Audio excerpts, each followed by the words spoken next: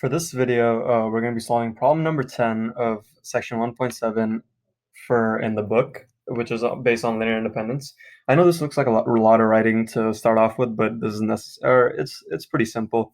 So basically, the first part of we're given three vectors with vector 3 having h in it, which is just an arbitrary variable, and we're given two parts to the question where the first part asks if for what value of h would v3 be in the span of v1 and v2.